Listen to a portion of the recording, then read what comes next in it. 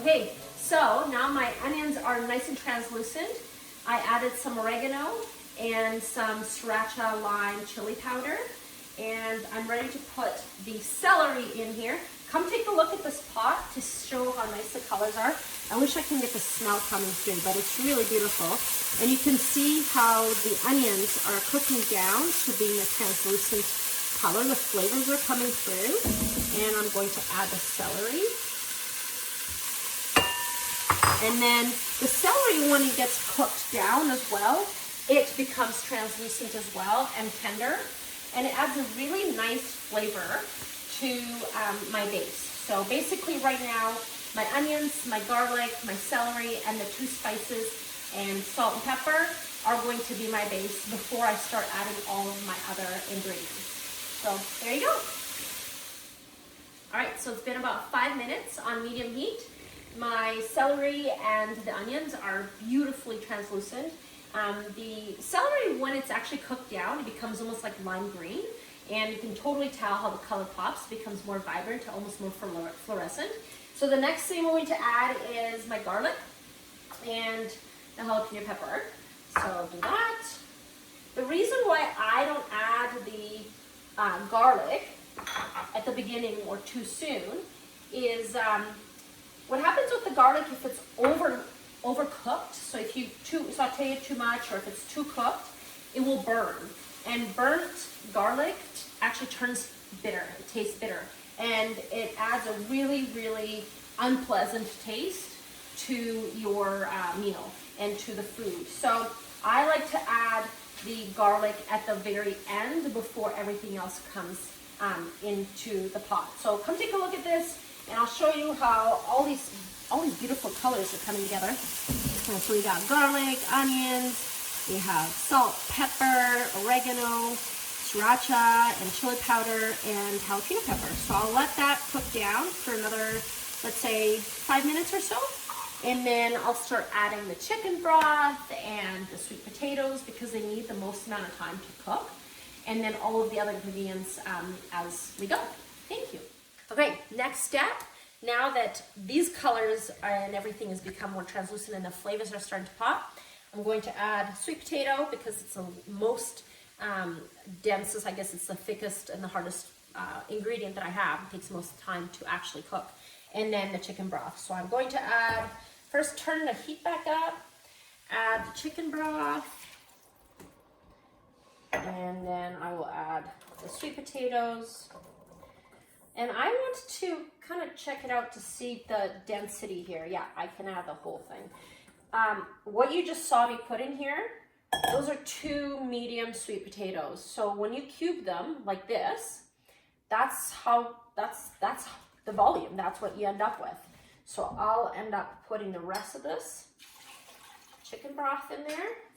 And then now I'll let that simmer for a good 8 to 10 minutes before I start adding the chickpeas and the diced tomatoes and all the other ingredients. And the last couple ingredients I will add would be the ones that are the easiest to cook and the softest. So the red pepper and the spinach would be the last 2 things that I add. And obviously I would garnish with cilantro. If you don't like cilantro, you can garnish with parsley, Italian parsley. Although it doesn't really go with the curry theme, you do you. It's okay. If you don't like cilantro, you don't have to eat cilantro. If you don't like parsley, you don't have to eat parsley. So just add some of the form of greenery when you garnish everything. So, all right. I'm excited about this.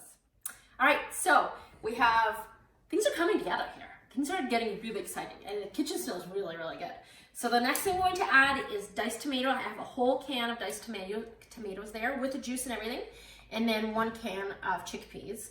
So I'll add that to my pot. Look how amazing these colors are going to look. And then the chickpeas. And then stir, and then taste.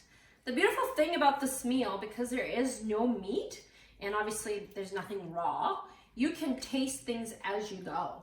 So if you think you need more pepper or more salt, or I don't know, maybe you want paprika in there, or maybe you want some cumin or something like that in there, you can add it in there and you can taste it as you go, and it's not like there's ground beef or raw chicken in there. So these colors are looking pretty delicious and pretty beautiful. As you can see, the broth is still very translucent. That's because I haven't added the actual peanut butter base, which makes this whole stew called African peanut curry. And I'm gonna let this cook down for another 5 minutes or so, and then I'm gonna add the mushrooms, red pepper, and everything else, and then the peanut. So there you go, things are coming together. Okay, can you see how awesome these colors are? They're pretty delicious. It smells really nice in here. Going to add the mushrooms. This pot might be a little too small for my measuring, and that means I might not be able to put all those mushrooms in there, which is okay, because I added these mushrooms to the original recipe because I just like that, I don't know, robust taste and texture of mushrooms. And I'm going to add the red peppers, and those are not negotiable. They have to go in. So this is gonna cook down a little bit more, and then I'm going to add, which is the last part of the sauce, that's the peanut butter mixed with a little bit of chicken broth, just to kind of make it a little bit thinner. And everything is gonna start cooking down. Everything's gonna start to kind of like reduce in size, and the colors are just gonna continue to be beautiful. And yeah, I'm getting stoked and hungry. Okay, the grand finale is about to happen. So right now we have all of the vegetables, all the starches, all the mushrooms and red peppers, everything is in there. And the last thing I'm going to add is the peanut sauce, which is essentially just peanut butter that is thinned down with some of the chicken broth. And then in the end, I'm going to add the spinach, just because, as you can see, there's a lot of red and brown, but we need some green in here, because colors are the best. The more colors you eat, the better it is. Okay, got that. Again, my pot is maybe not very big enough for just how audacious my portion sizes got. So as you can see now, this color is no longer translucent. It's a little bit more, it's peanutty. It's a little thicker, it's a bit creamier, and it smells so good. I'm actually really glad I added the entire jalapeno pepper in there, because it's not, there's no heat to it that actually burns your mouth. It's just a really nice warming heat, but it's not actually hot. So, and the last thing I'm going to add, oh so carefully, is spinach. And spinach, even though it looks like there's a lot, this will blanch and wilt out with the heat of the broth and the stew really, really quickly, and then I'll just cook down. And I will show you guys one more time what this looks like before I plate it and I put garnish in it, and my stew is almost done. So what I did is about 20-30 minutes for prep time. So chopping everything, cleaning everything up, and prepping everything was about 20 to 30 minutes.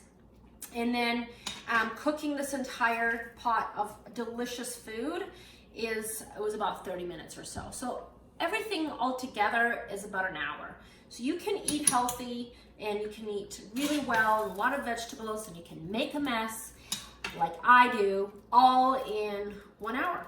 And yeah, not eating healthy is not an excuse. You can eat healthy with great colors and awesome vegetables and get fiber in, and it doesn't have to take 2-3 hours or 2-3 days. 1 hour is all you really needed. And probably a lot less time if I didn't talk and I videoed this entire, I didn't document this entire recipe. So there you go.